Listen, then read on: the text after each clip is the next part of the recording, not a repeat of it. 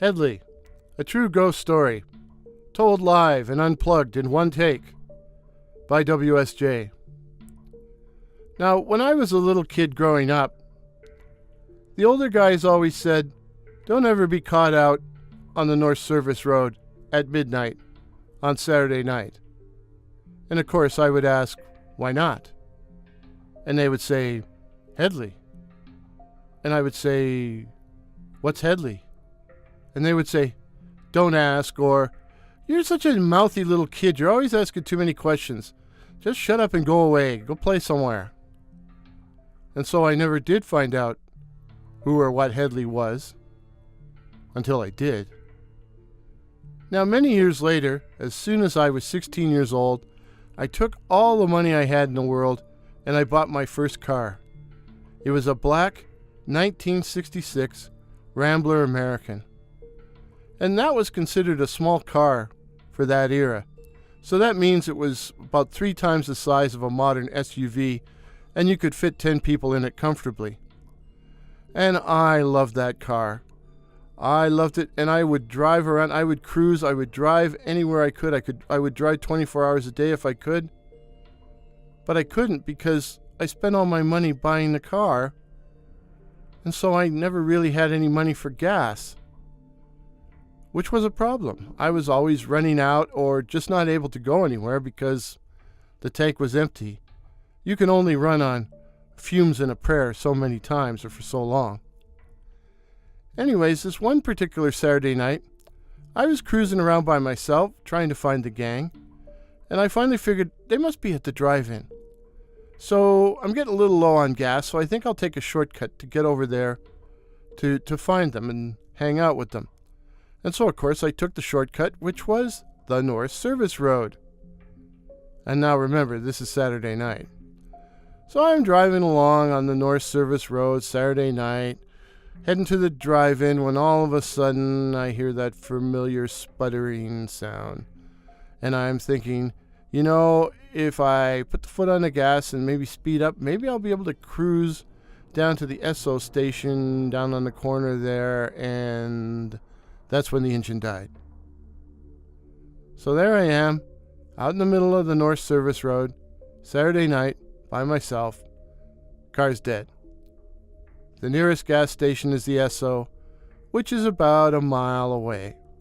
So there's nothing for it but to get the gas can out of the trunk and start the long, slow walk down to the Esso station. And I'm thinking, boy, this is a really exciting way to spend a Saturday night now, isn't it? Anyways, as I'm walking along, I suddenly become aware of, you know how they always say when there's scary stories, people are in the woods or something strange is about to happen, everything goes silent, everything goes dead? Well, it was exactly like that. Like, all of a sudden I was aware, I could not hearing any sounds other than the slap of my foot on the old asphalt and my labored breathing as I was making my way down to the Esso station. And so I start looking around and, well, you have to realize, for those of you who have no idea what I'm talking about when I say the North Service Road, the North Service Road is north of the Queen E, the Queen Elizabeth Highway, Highway 401, outside of Toronto. And this is not only the busiest highway in Canada, this is the busiest highway in North America. There's 16 lanes, each going in different directions. So 16 lanes heading east, 16 lanes heading west. And there are cars out in trucks and transport trucks out there 2, 3, 4 o'clock in the morning. The traffic never ends. But when I looked over now, there was nothing. Not a thing. Not a single car, truck, vehicle, bus, anything out there. The whole road was empty. Completely empty. The busiest highway in North America. And talk about creeping a guy out. I'm looking and I'm thinking, wow, what's happened? Where is everybody? Where did they all go? I felt like I was the last person alive on the face of the earth. Oh, well, as I say, it creeped me out, but what can you do? I just started to pick up my pace, and, I got to get to that Esso station. Hopefully there's people there. Maybe something's happened. Maybe the Russians have finally attacked. It's nuclear war or something. I better get down to the gas station. Maybe people there can tell me what's going on. So I better get going. I better hustle. Faster. I wish I was in a little bit better shape. There's too many of those hamburgers at McDonald's. A&W. And because it was so silent and so creepy, you can imagine my joy when suddenly I heard the annoying fly-on-the-wall sound of an approaching motorcycle. The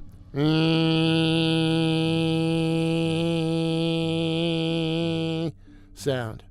And I turned, and there, coming down the North Service Road... Sorry, I was getting all choked up being alone in the world all by myself. There, that's better. Anyways, as I say, I hear this motorcycle coming down the North Service Road. And I turned, and there in the distance, I could see a motorcycle with a red headlight approaching me at a high rate of speed. But all I could really see was the red headlight, and I knew it was a motorcycle from the sound. So I did that old trick where you take your thumb and you cover the source of light, the light source, so you can see around it and see what's coming. And that's when I realized the motorcycle was being driven by a rider without a head. And so I did, the first thing that came to my mind, I did the rational, logical thing. I turned around and started running like hell down the road, screaming, and I tossed the gas can into the ditch, and then all of a sudden I realized, dumbass, you're running right down the middle of the road, exactly where the motorcycle is heading. You need to get off the road quick. So I jumped over the ditch and made my way towards the farmer's field. Now, of course, there's an empty farmer's field with nothing in there as far as I can see. But of course, they have to have it protected by barbed wire. So I decide it's not a very high fence. I'm going to scramble over the barbed wire fence.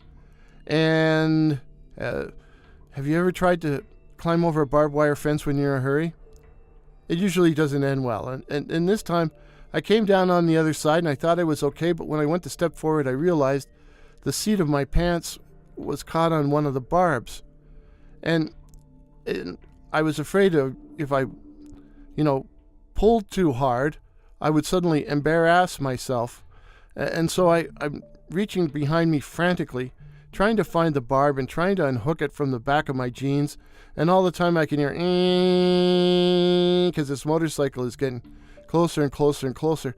And finally I managed to, my fingers are all fumbling because I'm nervous and upset and frightened. And finally I get the barb detached from my pants, and of course my pants fall down around my ankles. And have you ever tried to run across a muddy field with your pants around your ankles? Let me tell you, it's not easy to do. And I did the standard 10 feet forward, and then I flopped right down on my face. And I'm turning around, trying to get up, and just then the motorcycle, it ran parallel to where I was, and I realized that the headless rider, I could see him clearly now, was pulling a wheelie, and suddenly the bike went up in the air.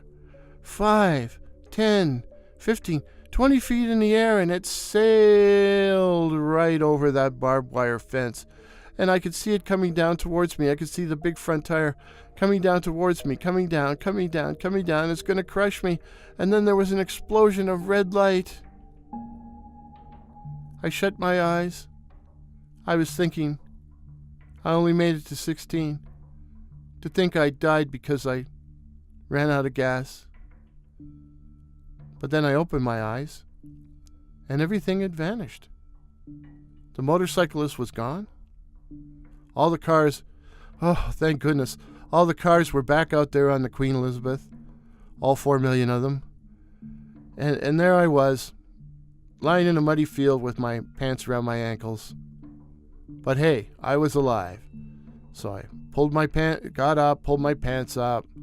This time, getting over the barbed wire fence was easy because I wasn't afraid.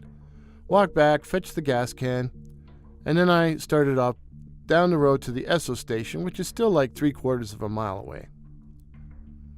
So I'm walking, and I'm walking, and I'm walking, and I'm walking, and I'm walking, debating whether or not to tell people about what had happened to me, figuring that I'll say, yeah, right. And I'm walking, and you know how when you're reading, you'll read or you'll listen to a story where you'll suddenly be told that the protagonist felt someone was staring at them, or someone was looking at them intently, or someone was following them. Well, I'd never believed that. I always thought that's fiction. How could you ever know that? You just couldn't. So, but now I realized that, yeah, actually you can. It's a very definite, and it's not a very pleasant feeling to suddenly realize that somebody is staring at you, and it's probably somebody following you, right behind you, right out of sight. But of course, I said to myself, you're just imagining things. It's been a freaky night so far. It's been a weird Saturday night. You're just imagining things. So just don't turn around and look.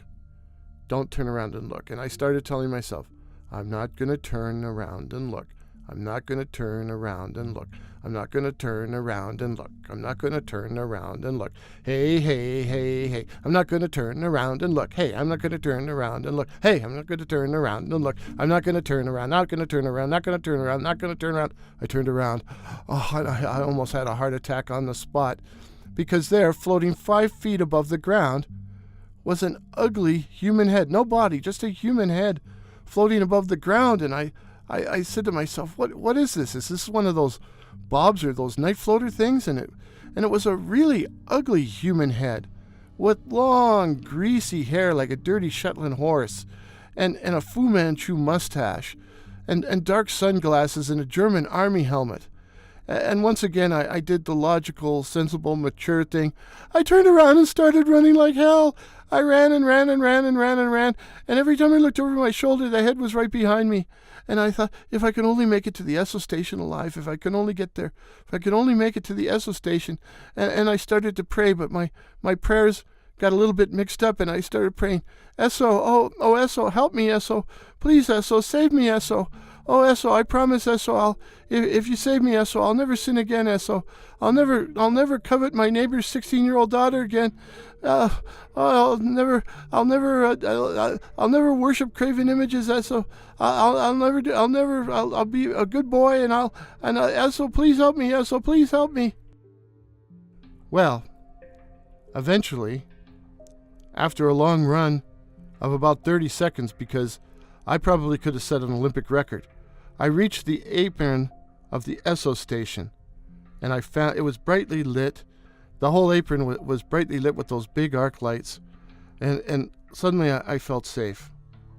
And I just kind of knelt there at the edge of this well-lit apron, and I was just breathing really hard.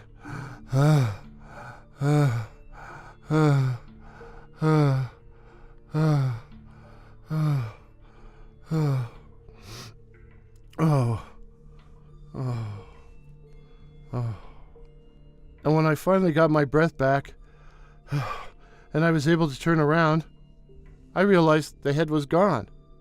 It was hanging back there in the darkness. And as I say, I was 16 years old, but I was mature for my age. And so I reacted in that mature manner, and I said, afraid of the light, are you?